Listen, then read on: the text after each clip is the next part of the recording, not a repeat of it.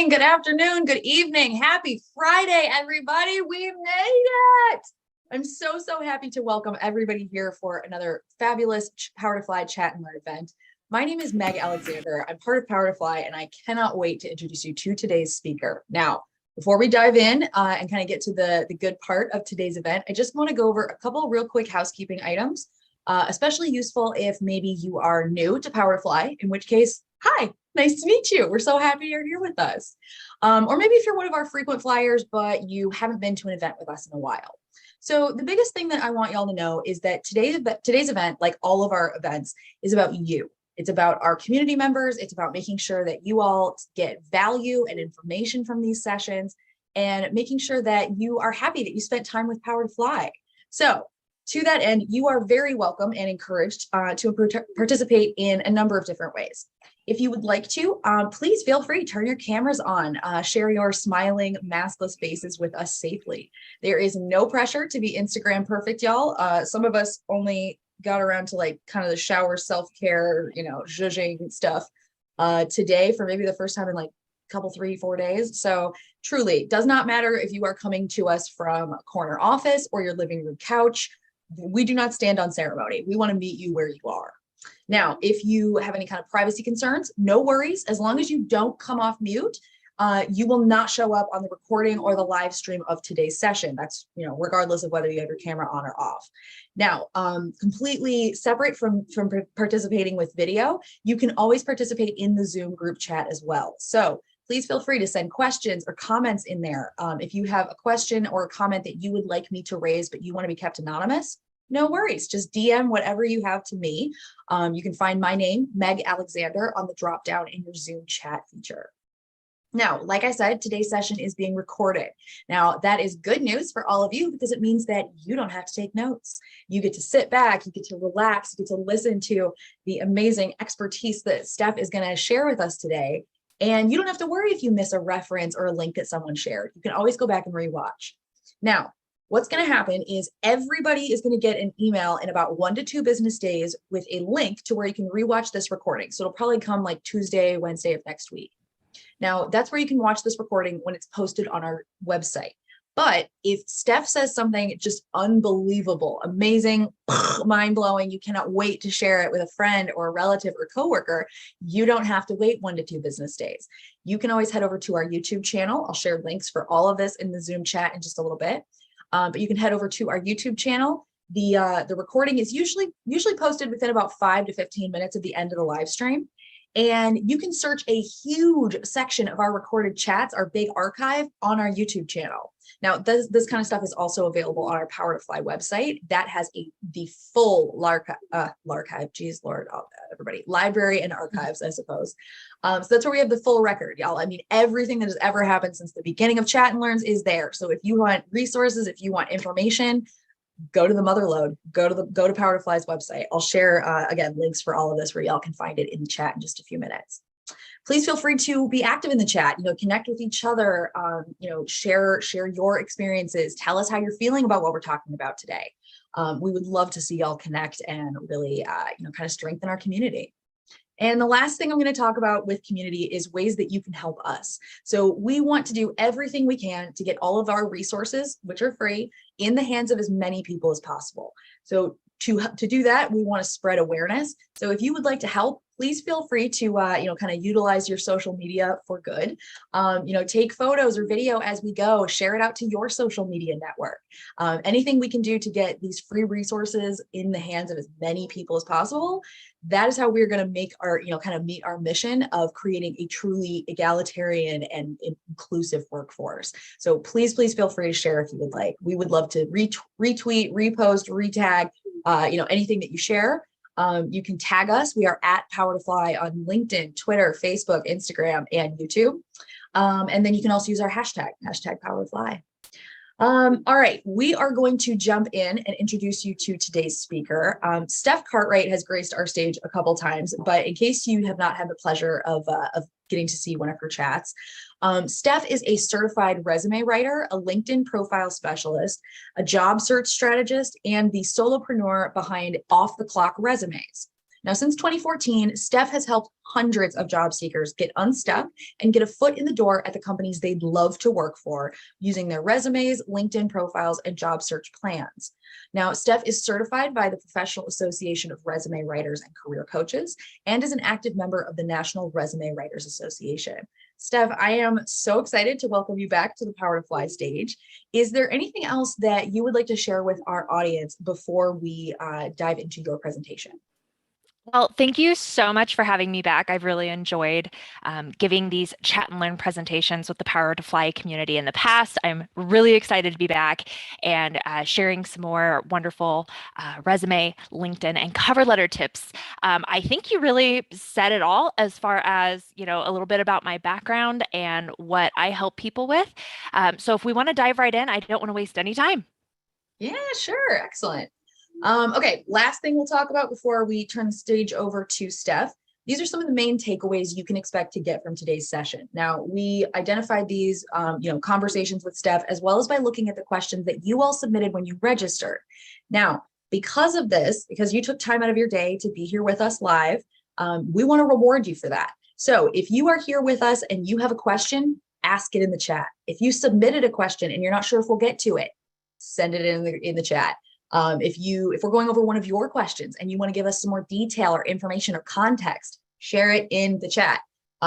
Anything you want to know, I want to get answers for you, but I cannot do that if I don't know that's something that you're curious about. So please feel free to drive today's conversation. Now, we're going to talk about what recruiters are really saying that makes it difficult to tell if you're the best fit for a job, especially while they're screening your resume. We're going to discuss which cover letters that you're writing are time wasters and how to make sure that they're read and make an impact on the right person. And then we're going to talk about why you might not be attracting the profile views, messages, or career boosting opportunities you should be via LinkedIn. So, Steph, I am going to stand back off the stage and turn it over to you. Take it away. Awesome. So I want to really start off by saying that the information I've collected, the feedback that I've collected from recruiters over the last couple months have really come from sitting on panels with recruiters and hiring decision makers, and then also one-on-one conversations that I've had with those in my network. These are recruiters across a wide range of industries. So I have to really preface this training by saying that hiring processes, technologies, and recruiters differ from industry to industry, company to company. And much of the decision making that happens involves some level of personal preference. So the top mistakes we're talking about today are common themes that I've seen across the feedback I've collected. No, we're not going to touch on everything because it's really impossible to please everyone. But like I said, these are common themes that I've been seeing in that feedback I've heard from those recruiters and hiring decision makers so that we can really help get you on the right track in your job search.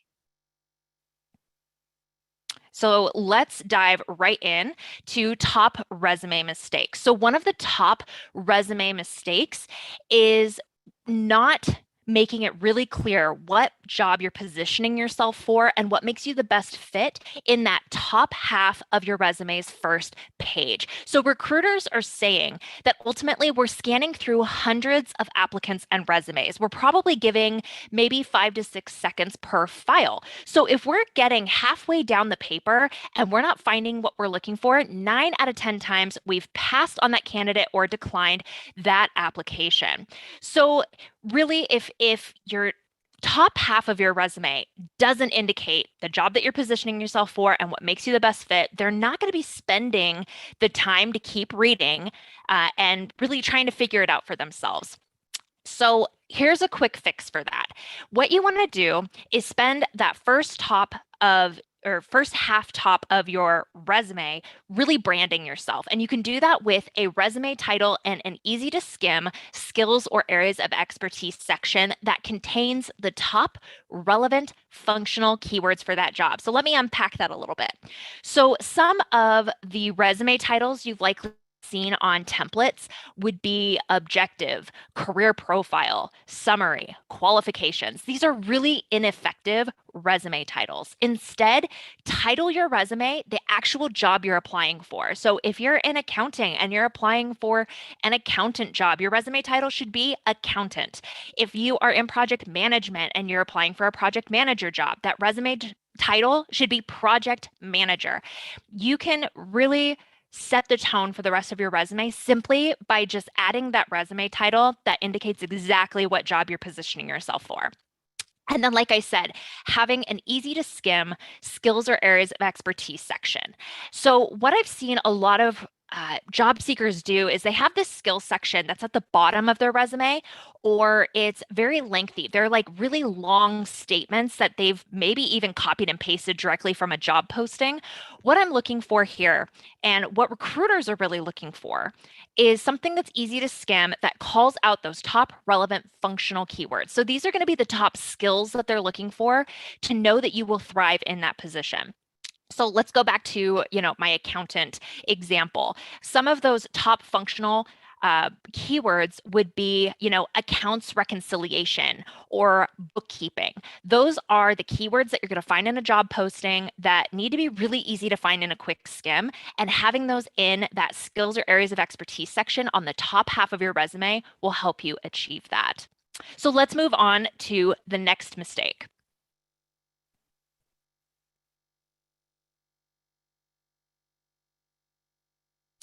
All right. So another common mistake we're seeing with resumes is that they are focusing more on skills and experience than the results or outcomes that you can produce. So recruiters say a lot of job seekers don't understand that we shouldn't have to spend 15 minutes discovering your strengths, success stories, and what you're proud of in a screening interview. Your resume should do that. And then the interview questions can be deeper. So what you really need to realize here is you are likely not the only one with those skills and experience that you're highlighting on your resume. You need to do more to stand out from qualified applicants. And what really helps you stand out, and not just showing that you're a fit for the job, but the best fit for the job, is showing those results or outcomes that you can produce. So here's a quick fix to make sure you're able to do that in your resume. You want to upgrade that resume summary that you've likely added to your resume that just repeats the skills and experience they're going to find throughout the rest of your resume. And you want to upgrade that to what I call a branding statement. A branding statement focuses more on how you understand and can meet or exceed the goals of the role that you're pursuing based on past performance.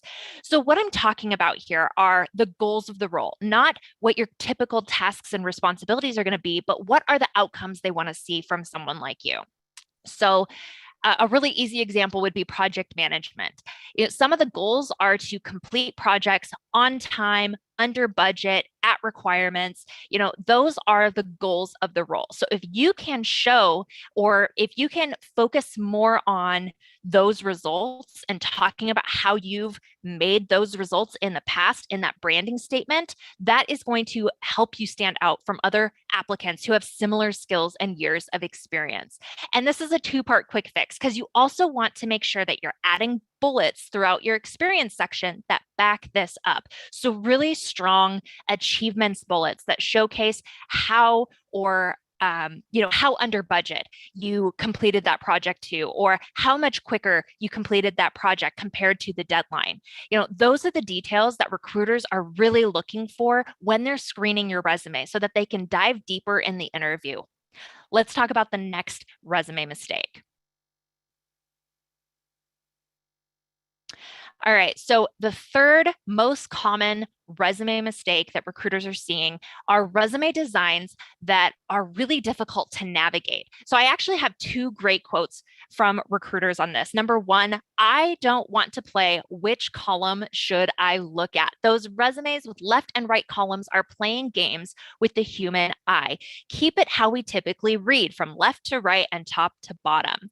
Now, I know there are a ton of resume templates out there with multiple columns, and it seems like they're going to be easier to skim, but they're really not. There have even been eye tracking studies done where honestly, a resume is read in more of an E or an F pattern. So again, from left to right, top to bottom. Having your information organized that way is going to make it easier for them to skim your resume and find those details quickly. Here's another one. Formatting, in my opinion, has nothing to do with any decisions I make. If you spend a ton of time making it frilly, many times those resumes get lost in the ATS transfer, especially if you're adding charts or other graphics. I'm looking for content and keywords. So a quick fix here is to nix those multiple column, really fancy templates you've seen online and just start from scratch in Microsoft Word and organize your information in a single column layout. So let me talk a little bit more about templates. I have found that most templates, whether they're available online for free or for purchase, were actually designed by international graphic designers. The only issue with this is other countries are not subject to our equal opportunity or equal employment opportunity or employment or discrimination law. So they're going to add in details or spots in those templates that may actually pose opportunities for discrimination, and recruiters won't even look at those templates. So instead, you want to make sure that you're using templates that have been created by recruiters, hiring decision makers, or certified resume writers who are up to date with current hiring trends and technologies used in your targeted job search location. So again, if you're applying internationally, it's not a big deal. But if you're applying for jobs within the United States, you need to keep those elements in mind. And what I'm talking about are areas to put a photo, details like ethnicity or religious affiliations, any details that could potentially be, discriminatory details or potential details that could be used to discriminate against you. You want to make sure those are not found on there. And a lot of those templates don't even get through applicant tracking systems correctly. So that's why you want to make sure that the template was designed by someone who understands how the technology works so that you are putting through a resume that is actually going to be seen and not have any issues with the software. All right, so I hit you with the top 3 resume mistakes. I do have a bonus tip for you if we want to go to the next slide. And this is something that I see very often with job seekers. They're worried about not having enough of the quote unquote right experience for a job. So recruiters say there's a myth that you'll only get through to a recruiter if you have the right things to match the job. Everything comes through. It's a matter of we have to go through each and every application and resume, and we will likely pass on you if certain keywords aren't there. So there's 2 pieces to this. I'm not diving deep into applicant tracking systems in this chat and learn, but there's a common misconception that applicant tracking systems, ATS, is this artificially intelligent bot that's just eliminating people as, resumes come through. And that's not true. It really is just a digital filing system for recruiters. Everything comes through and they still have to search, sort, and filter through all of these applications to narrow down applicants to the most qualified candidates. And how they do that is with those keywords. So what we're talking about is not necessarily elaborating on your entire career in your resume, but really only focusing on what they're looking for. Really, the key to advancing, pivoting, or making a major career change is relevancy, not trickery. And the reason I bring up trickery is I've talked to job seekers about really fine tuning what they present in their resumes. And they're thinking, well, we're cutting all of this experience, a lot of the day to day that I actually did. Well, that's not the details they're looking for. That's not what is going to help position you as the best fit. So it's not tricking recruiters to exclude details from your resume and focus on elements that maybe were more minute in your background, but are more relevant. Really focusing on what they're looking for and then trimming the rest is the key to advancing, pivoting, or making a major career change. All right, so I've hit you with a lot of resume mistakes. I'd like to kind of survey the room a little bit in the chat. Please let me know which of these resume tips have been the most eye-opening for you.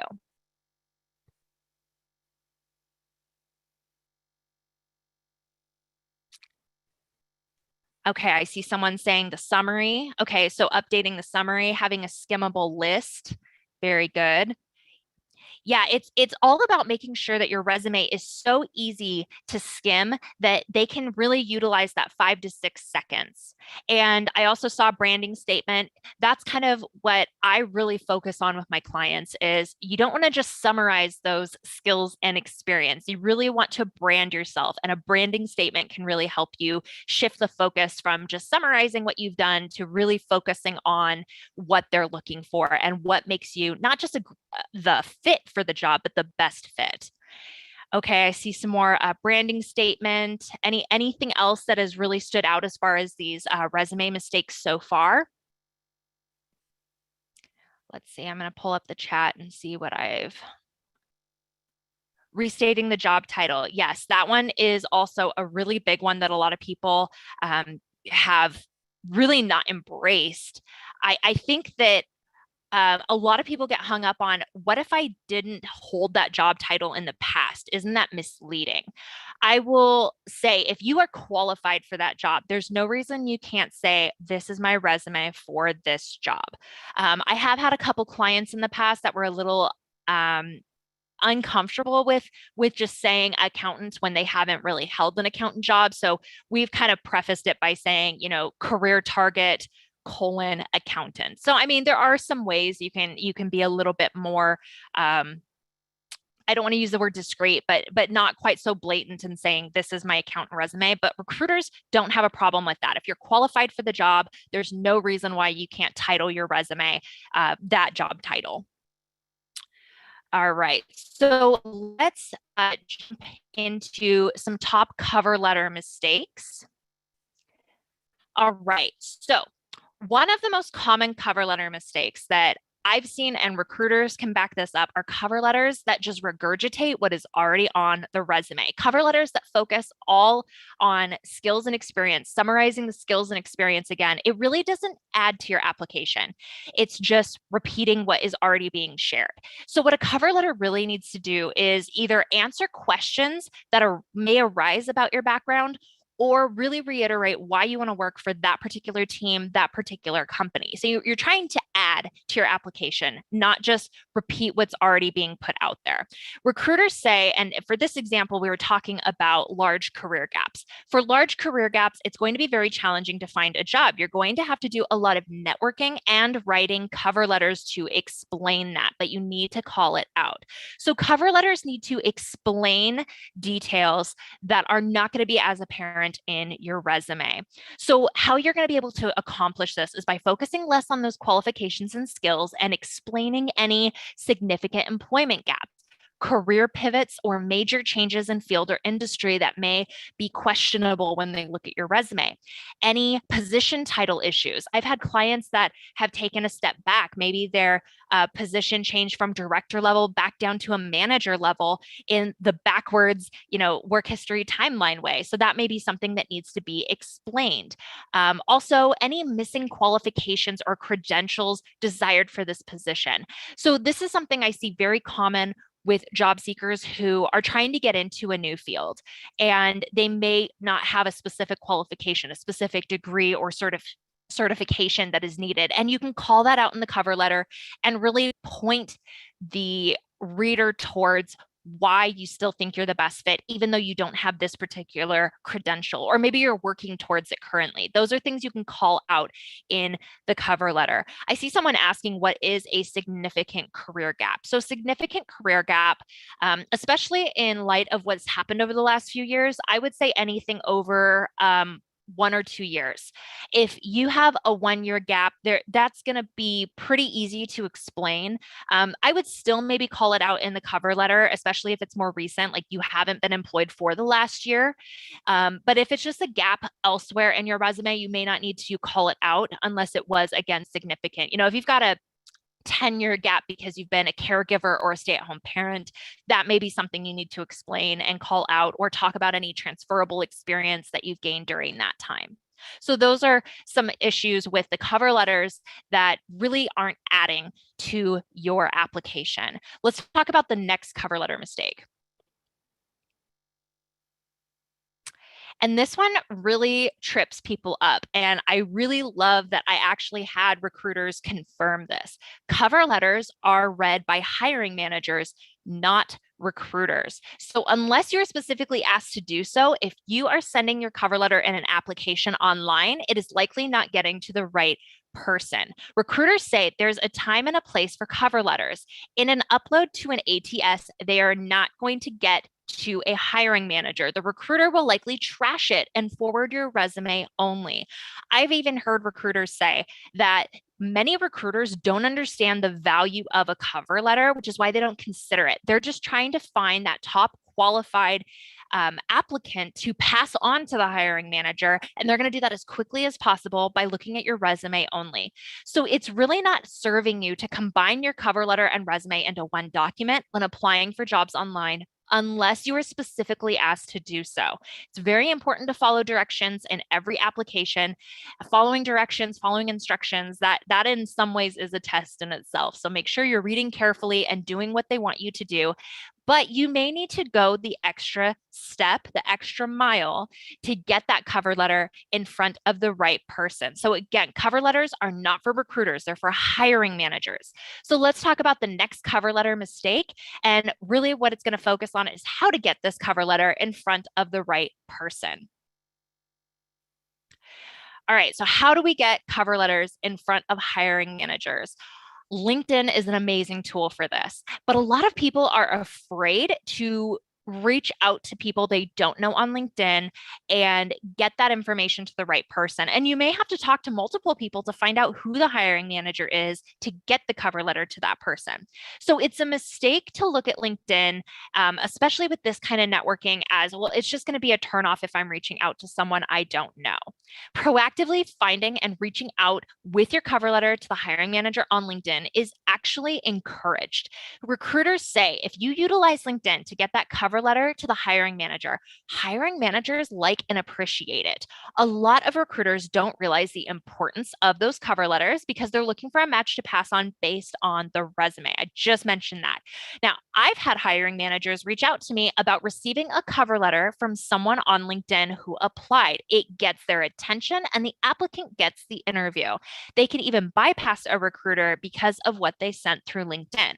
So LinkedIn is an amazing tool for, in a lot of ways, bypassing recruiters and getting your face, your name in front of a hiring manager who's going to be doing the interviewing and who may not see the value in a resume that doesn't get passed on to them right away because of maybe, again, some issues with their work history timeline or some other significant career gaps or anything else that needed to be explained in that cover letter. So you want to make sure that you are asking either, if you already have a contact in that company, ask the recruiter, recruiting coordinator, or that HR contact who the hiring manager is for that job. Or you can ask different department heads on LinkedIn who is in charge of hiring for that role that you're pursuing. That way you can connect with them, reach out to them on LinkedIn, and send them that cover letter. All right, so I do have another bonus tip for top cover letter mistakes. Let's take a look at that bonus tip. Recruiters say that being concise and articulate are soft skills that many are looking for when hiring. So too verbose on paper can turn off hiring managers. I have seen some very lengthy, very just over the top cover letters. Lengthy cover letters can hurt more than they can help, especially at the managerial and even executive level. You want to trim it down. I've even heard 250 words is the sweet spot, and that's about a half of a page. So you want to be succinct, you want to be very clear and concise and explain those details that need to be explained, or really focus on, if you don't have any issues to explain in a cover letter, really emphasizing why you want to work for that company, what it is about their mission, vision, values that really inspires you to want to work with them, and utilize that cover letter in a very quick format. Yes, short and sweet, mindful of others' time. Very true. So that is my bonus tip for the top cover letter mistakes. I know we've talked about what cover letters are just not helping you, who actually reads them, and how to get those cover letters to those people. What are some of the mistakes that I've gone over that were really eye-opening for you? I'd love to hear you, share in the chat. I'm going to pull that open here 250 words, great tip, fantastic. I do see a question about an actual cover letter or LinkedIn message. So what I call the cover letter that is in the body of a message, I call that more of like an e-cover or an e-note. You can definitely do that, but I know a lot of hiring managers would rather you have that professional looking business letter format that you attach to a message. So that's something you can really do either way. I think it also depends on the industry and how conservative the company is that you're applying for. Some companies you can be a little more informal and do just a LinkedIn message, but keep in mind a lot of those LinkedIn messages are read on mobile phones, so you want to make sure it's very easy to skim, short and succinct as well. But having that formal cover letter that you attach as an attachment to that message is also as effective. All right. What were some other thoughts that we had about these cover letter tips, and anything else that really jumped out to you guys about these cover letter insights specifically? You struggle with being too wordy. Yep, I know a lot of people who can do that. It's hard to know, what is enough information? What do they want to know versus what's too much information? That's very, very common. Do recruiters actually read cover letters though? And we covered that. Recruiters do not. If they see it, they're likely ignoring it and moving on. All right, let's see. Thought cover letters were outdated. Okay, so again, it's all about looking at what is the purpose of the cover letter. The cover letter that we were all taught to write either in high school or college was, again, the one that just regurgitates what's already on the resume and cover letter. And yes, those are outdated. They don't serve your application. They don't boost your application. But utilizing that cover letter to say something else, something different and more that is going to help position you as the best fit, that is really what a really effective cover letter is going to accomplish. Okay, so let's move on and talk about some LinkedIn mistakes. All right, so a bare bones LinkedIn profile or having no LinkedIn profile at all is causing you to lose out on higher paying jobs or other career boosting opportunities. I had to start off with this one because I see so many bare bones LinkedIn profiles, and so do recruiters. Recruiters say, I cannot tell you how frustrating it is when conducting a search on LinkedIn and I come upon a bare bones profile in my search results. There are gobs of candidates who do not have a profile or even a naked profile. They don't know that without a complete profile, they are not included in any of the searches that I conduct, and probably any of the searches that many other recruiters are conducting. So, what exactly is a bare bones LinkedIn profile? So this is one where you likely, when you went through and created a profile, you added just the bare bones information. There are several areas on LinkedIn you can add more, such as an about section. A lot of people skip the summary or about section, but adding that can actually help improve your visibility in these search results. Same with the experience section. This is what I see all too well. Either a one-liner just summarizing what the company does in the description area, or nothing at all. And it's just a work history list on their profile. So each job that you add to your experience section on LinkedIn has a description box that can be up to 2,000 characters. That's quite a bit of information you can share. And every bit of your profile is searchable. So adding in those keywords that employers, especially recruiters and hiring decision makers using LinkedIn to find candidates are going to be using to search for someone like you is really important. So you want to make sure that you are adding job summaries that briefly describe your skills in action. That's where a lot of those keywords are going to come in. And then contributions toward achieving goals, any accomplishments that you have that are going to help you stand out, like on your resume. These are the details that are going to help separate you from other applicants, especially on LinkedIn, when everyone has similar skills and experience listed on their profiles. You also want to make sure that you're adding up to the maximum 50 keywords to your skills section on LinkedIn. No, they're not always going to see all of these skills. In fact, LinkedIn recently made it so you really only see the top 3 skills, which you can set and you can customize before they have to click to see more. And even then you have to add, there's additional clicks to even see all these different skills. However, they don't need to them necessarily, but having them there keyword optimizes your profile to help your visibility in search results or filter and sorting settings in LinkedIn, especially for the recruiters using the platform to find candidates to reach out to for positions. All right, let's talk about another LinkedIn mistake.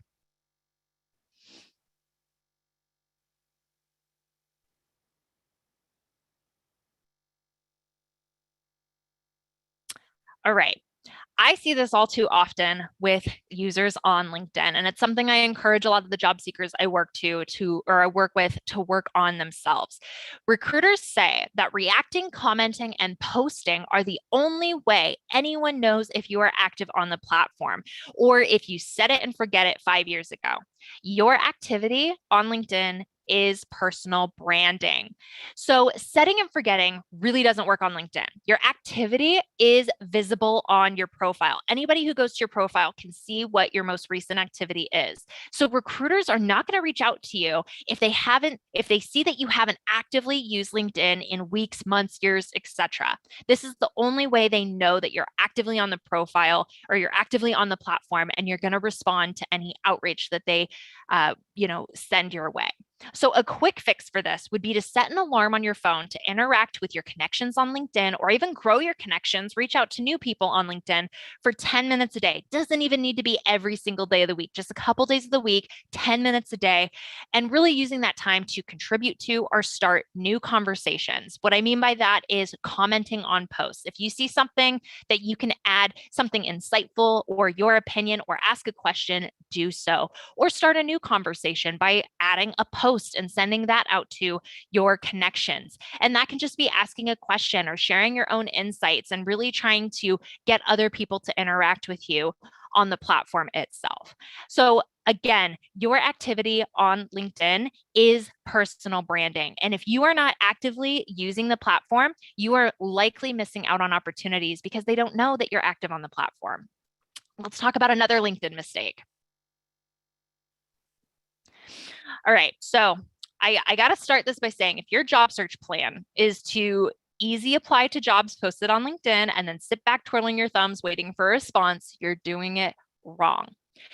Recruiter outreach on LinkedIn is one of the top job search strategies that will help get your foot in the door at those companies. But you can't just reach out to recruiters and say, I'm looking for a job. Can you help me find a job? Recruiters say, my pet peeve is getting a message that says, hi, please check out my profile and let me know if I would be a good fit for any of your openings. This type of message will automatically get ignored. Do the work, research before reaching out, and save time for everyone. I also like instead of asking for something right away, they send me a message saying they saw a post I posted or something that they can relate to on my profile first, and then mention that they're looking for a job. So if you're using LinkedIn very self-servingly, very one-sidedly, that is not networking. That is not going to in the least. In fact, that is one of the biggest turnoffs, especially for the recruiters who are actively using LinkedIn to fill positions. Now, I want to clarify, there's two different types of recruiters. There's internal recruiters. Those are the ones who work at the companies you'd love to work for, and they're hiring positions for that specific company. And then there are independent recruiters. These are ones that will either work independently for themselves, or they take on clients, or they even work at staffing or employment agencies. And these are the ones that are likely specializing in a certain field or industry, but they have clients that are companies, spanning the country. So there's different recruiter outreach for different types of recruiters. You can definitely network with other employees within a company to figure out who is recruiting for that company and start a relationship on LinkedIn, professional relationship, just networking and getting to know the company, getting to know what kind of positions they fill. That's one form of recruiter outreach. Now, with independent recruiters, you want to make sure that you're reaching out to recruiters who actually fill the types of jobs that you are looking for. If you're reaching out to a recruiter who specializes in IT, filling jobs in IT, but you're an accountant, you clearly didn't look at their profile closely enough and you clearly didn't do your research, and that's going to be a big turnoff as well. And those recruiters may be able to refer you to another recruiter who does specialize in your field. So you want to make sure you're putting your best foot forward with your networking efforts. So recruiter outreach on LinkedIn is encouraged. You want to make sure you're researching the companies or researching their profiles and making sure that you're connecting with the right people. You can connect with employees, especially internal recruiters at the companies you'd love to work for, and really start a dialogue before asking for anything. That is going to get you the most out of your networking efforts on LinkedIn. All right, so I don't actually have a bonus tip for LinkedIn, but I did see one of the questions that was asked before this presentation was top mistakes when creating or updating a profile. So I do want to just quickly add a couple quick mistakes that I see on LinkedIn profiles is one, settling for the default LinkedIn headline. So that's where you created an account and it set your headline as your position title at company name. This really doesn't add in keywords or details that are going to help you appear in search results or really entice someone to click on your profile and get to know you more or reach out to you. So you want to be a little bit more strategic with your LinkedIn headline. There's also the about section. I see a lot of job seekers just copy and paste their resume summary, that really boring, repetitive summary that already talks about the skills and experience that are listed everywhere else on their resume or LinkedIn profile into their about section. This is a section that needs to be more conversational and really entice people to want to network with you, get to know you more. So telling more of your career story, outlining some of your, career goals, and really inviting them to reach out for you for X, Y, and Z. That is going to be better use of that about section on your LinkedIn profile. And we've already talked about your experience section, your skills section, but those are some other mistakes that I see on LinkedIn profiles specifically. All right, so I just want to, jump in the chat again and see which LinkedIn mistakes were the most eye-opening for you.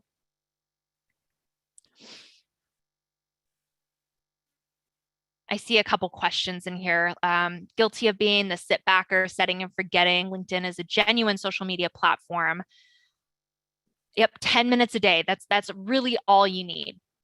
Instead of using LinkedIn for recruiter outreach, what resources do you recommend to find a recruiter specifically to your profession? I think you're asking, not using LinkedIn, how do you reach out to other recruiters? There are a lot of different websites that actually have resources to connect with recruiters. For example, I know Power to Fly does virtual job fairs. That's one way to get in touch with recruiters. There are other sites that also do virtual career fairs, and that's a good way to get in touch with recruiters.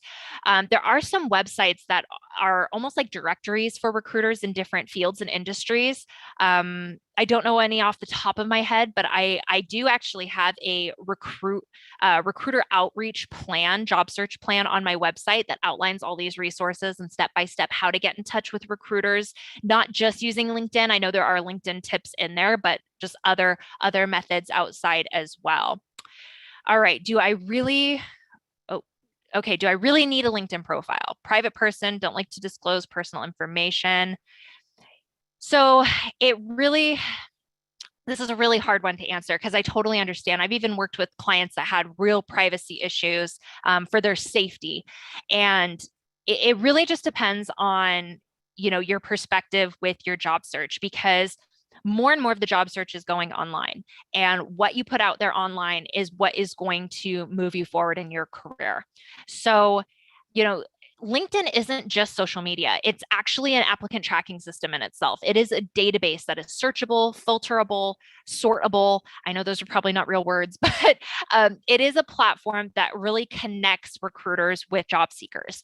So if you don't want to be on LinkedIn, you just have to accept the fact that you are going to lose out on career boosting opportunities. That's just unfortunately the way of, the job search. Hiring trends and technologies are really focusing on online. So if you're not willing to put that information out online, you're going to miss out to people who are able to.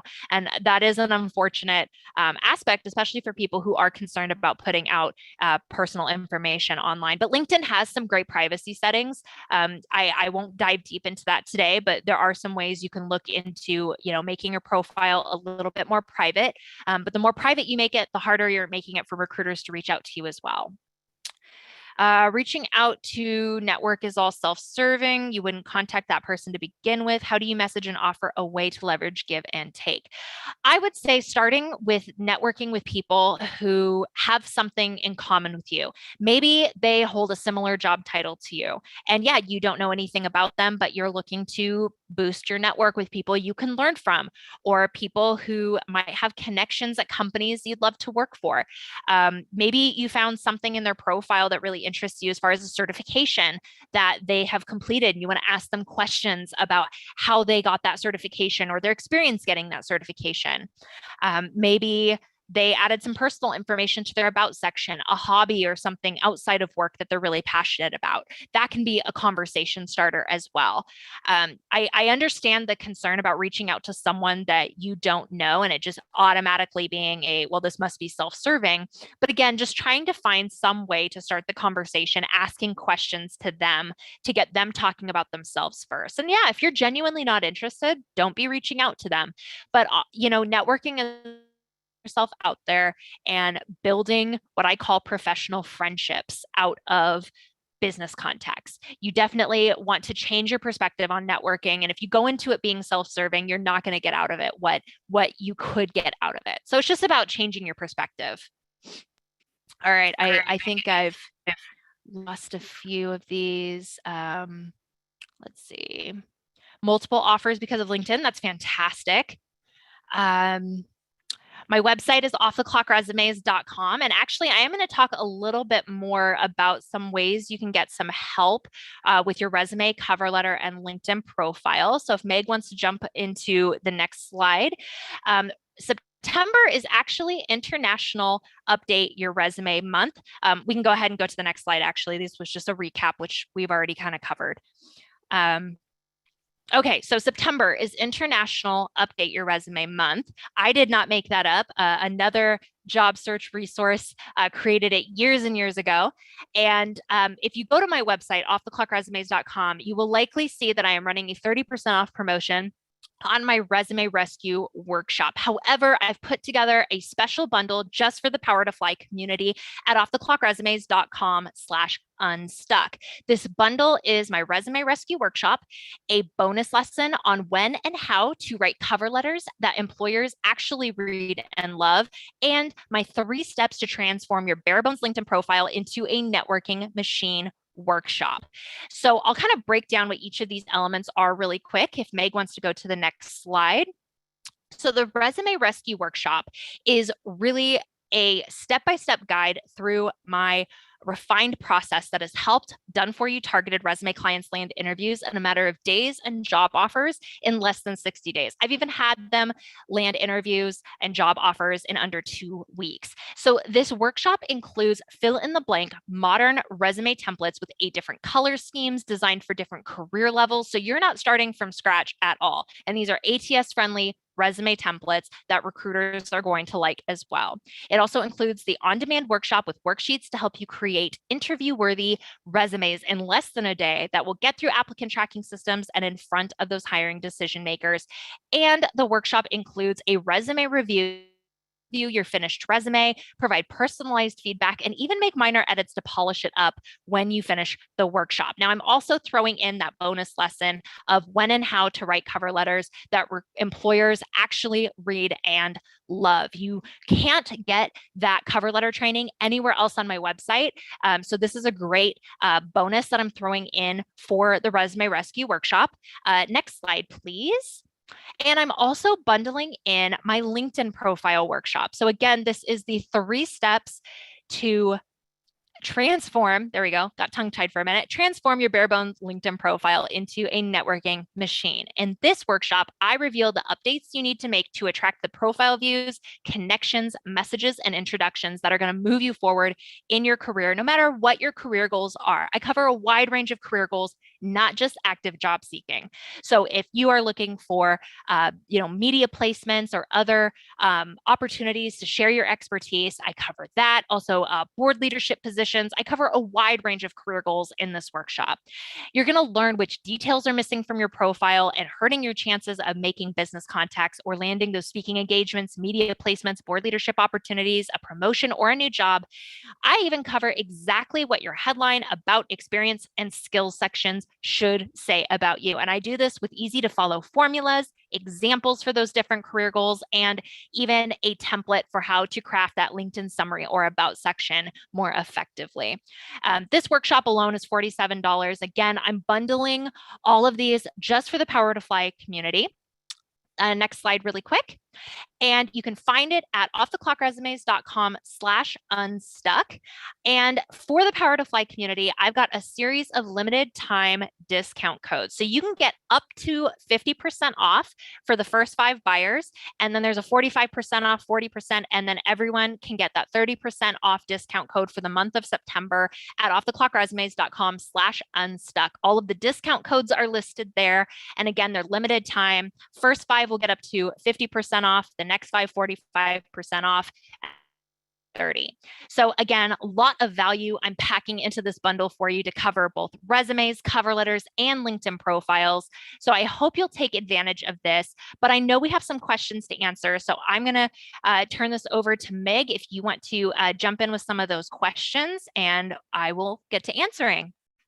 Yeah, absolutely. So the sheet that the screen that I'm sharing with y'all now, these are ways that y'all can connect with Steph. Since I can't share the deck with everyone, I recommend if you want this information, take a screenshot. That'll be the easiest way to make sure that you've got this information after the chat concludes, which, as a reminder, is only in 9 minutes. This always goes really, really quickly, but just make sure you grab that screenshot if you are interested in any of the stuff that Steph was just telling y'all about. Okay, so we do have some questions. I'm going to try and get to as many as we can. But one thing that I did want to highlight that I thought was really great of you to touch on was privacy concerns. I had a couple people reach out to me during today's session. We've also had people mention this a couple times in the last several weeks or months when we've had chats that have talked about LinkedIn profiles. Just something to highlight for y'all in case it's not like really prominent or not really well known. Power to Fly profiles are private. They are only searchable by our partner company hiring managers. So the people that are trying to look for resumes and look for profiles to offer opportunities for people. But it's also viewable by Power to Fly admins, and that's it. So you're not searchable public. Nobody is going to be able to go to Power to Fly and try and find your profile if they're not a Power to Fly employer or affiliate. So truly, if you have privacy concerns, I understand. But this is a really nice feature with LinkedIn, as opposed to LinkedIn. We got a lot of love for LinkedIn, no hate there. But if this is one of your concerns, a Power to Fly profile might be worth spending some time on, because it does give you that extra layer of security or privacy.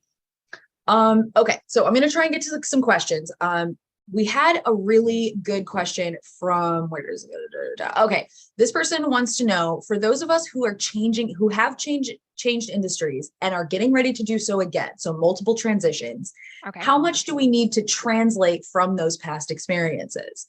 I think this is a really interesting question. Should you just go back to what you learned in job 2 of 3 or career 2 of 3, or should you be looking, retroactively at both of your past careers or past professional lives?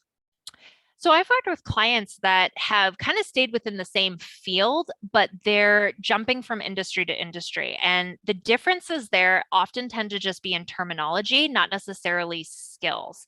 So if you're jumping from position to position where you're utilizing different skills, that's a little different. But if you're just jumping from industry to industry, you're likely using a lot of the same skills. It's just different terminology, maybe different technology that you're using. What I've done with some of my clients is, because they're really worried about pigeonholing themselves in an industry, is kind of dumb down some of the terminology that might be very specific to that industry and focus more on bigger concepts, the bigger picture results that you've produced that are relevant to what you're applying for now, or the skill sets that how they translate to what you'd be doing in this new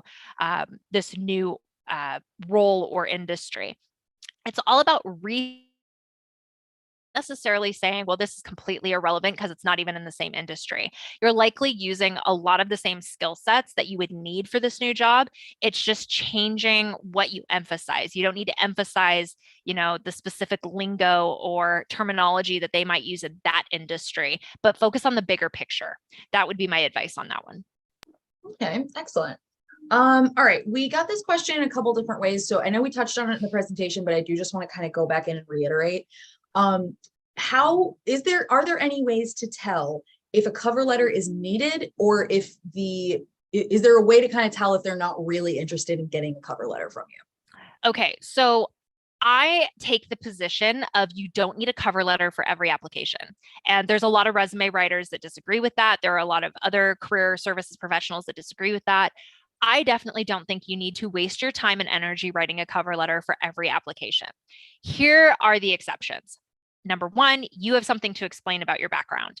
That is a given. You need, if there is something, any questions that may arise about your resume, address it in a cover letter. The other exception is if they specifically ask for a cover letter. Even if you have nothing to explain in your background, utilize that cover letter to either answer questions that they prompt in the job posting. Sometimes they'll say, include salary requirements, or why you want to specifically work for us, which you should do with a cover letter anyway.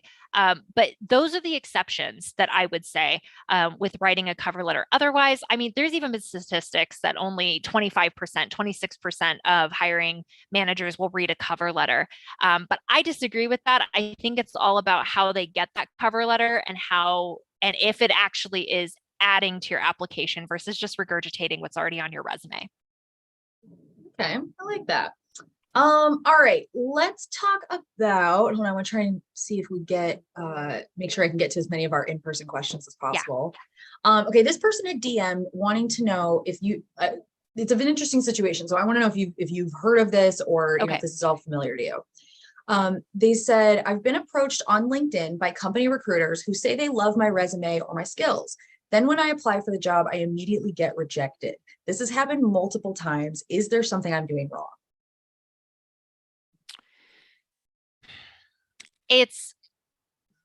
So if you're applying for the job online, your resume is going through that applicant tracking system. Your resume is likely getting automatically rejected because there are application questions, not necessarily your resume, but application questions that are set as knockout questions. So what that may look like is before you even upload your resume or after, it'll say, do you have at least 5 to 7 years of experience with X, Y, and Z? That is commonly a knockout question. And if you don't answer it to show that you are qualified, that is what we call a knockout question. And the system will be set to automatically reject you because you've indicated you're not qualified. That is the only situation where I've seen that you're getting automatically rejected. Or if you are having your resume reviewed and it's getting rejected, it's most likely because they're not finding those functional keywords that they're looking for in that quick skim. You may be sending a more generic resume, something that's too broad and doesn't speak to that specific role that they're looking to fill. But if it's automatic like that, it's likely because of an application question, not because of your resume itself. All right, I like that. All right, we've got 2 minutes left. I just want to make sure we are almost out of time, but I want to say a huge thank you to our community, all of our audience members. Thank you so much for to everyone who came here and joined us today live. I very much appreciate you. My job doesn't exist without y'all coming to these events. So, I love that. But it's even more amazing to me, truly, y'all, to see all of the activity happening in the chat. The connections y'all are making, the tips and experiences and resources that y'all are sharing with each other. I absolutely love to see it. So thank you all for that participation. It's made today really a wonderful chat to end the week on. Steph, I huge thank you. I mean, you are always very impressive when you come to Power to Fly and talk to us. But I just want to say a big thank you. This has been really, really great to get to learn from you. Absolutely. I had a great time. I did see a quick question about the workshops I was talking about. If they were specific meeting times, no, they are all on demand. So there's absolutely no scheduling required at all for those if you do decide you want some additional help with your resume, cover letter, and LinkedIn profile. All right, excellent. Now I am sharing one more link in the chat with y'all. Power to Fly is hosting our summit next week. The focus is on early career connections and mid-career pivots. So you don't have to just be in one of those positions to attend, but that is what a lot of the topics are going to be based on, a lot of the conversations we're going to be having. But don't forget, we're also having a job fair on the 15th. So a week from yesterday. Yeah. We'll be having a virtual job fair, and there's going to be all kinds of companies there. So absolutely, like if you are still searching, even if you aren't ready to jump in, register for the virtual job fair and jump in. Take a peek with us. It'll give you an idea of what to expect. And that way, even if you're, maybe not quite ready to start your job search, you at least have an idea of, companies that are out there, and can kind of get your bearings a bit. That's going to bring us to the end of today's session. And this is our last piece of programming for this week. So thank you all for sticking with us. It was so wonderful to see so many returning faces. I loved seeing all the new names. So if this was your first Power to Fly event, I hope you had a wonderful time. We were so happy to meet you and can't wait to see you again. If you are one of our frequent flyers and we see you all the time, just know that it puts a smile on my face every time I get to see this, familiar names, familiar profile pics. It's truly like I get to sign in and see a bunch of my friends. So thank you all for coming to these sessions. I hope you have a wonderful, safe, happy, healthy Friday and the rest of your weekend. And we cannot wait to see you back again for some of our more great programming. Have a nice night, y'all. Talk to you later.